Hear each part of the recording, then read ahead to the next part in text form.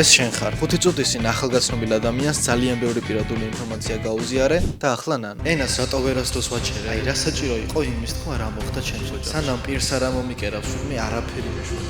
ამას oversharing-ს ვეძახით ხოლმე. Oversharing-მა შეიძლება დაგაზიანოს, რადგან უცხო ადამიანი ყოველთვის სანდო არაა. არასდროს იცი როგორ შეიძლება გამოიყენოს შენ მიერ გაზიარებული ინფორმაცია. ყველას გქონია სიტუაცია, როცა იმაზე მეტი მოვუყევით სხვას ვიდრე საჭირო იყო და მერე ვინანებ. თუ გინდა რომ ეს შოვა მოიშორო, ამ სამ რჩევას მოგცემ. პირველი, დაუსვი შენს თავს კითხვები. როცა პირადული ინფორმაციის გაზიარება მოგინდება, შენს თავს კითხე, რისი მიღწევა გინდა ამით? ყურადღების მიღება, ხარდაჭერის მოპოვება, ემპათია. როცა ეს ზუსტად გეცოდინება, სწორად შეარჩევ იმ ადამიანს, ვისაც უნდა გაუზიარო და oversharing-საც აირიდებ თავიდან. მეორე, კარგად დაფიქრდი, სანამ რამეს ითქვა. საუბრისას ზოგჯერ ყველა რომ ჩუნდება, უხერხული სიტუაცია იქნება და შეიძლება სიჩუმის შესავსებად რაიმე ზედმეტი თქვა. ასეთ სიტუაციაში შენს თავზე ლაპარაკის მაგივრად სხვას დაუსვი შეკითხვები. მესამე და მთავარი რჩევა. დაიმახსოვრე რომ უარის თქმა ყოველთვის შეგიძლია. საუბრისას შეიძლება იმ თემაზე მიხვიდეთ, რომელზე ლაპარაკი შენთვის დიდად სასიამოვნო არაა. მაგალითად, შეიძლება მეგობარი რაიმე შეგეკითხოს და შენს დაუფიქრებლად სწრაფად გასცე პასუხი და მომავალში ინანო. დაიმახსოვრე რომ თუ შენ არ გინდა რაიმეზე საუბარი, შეგიძლიათ უბრალოდ თემა შეცვალო.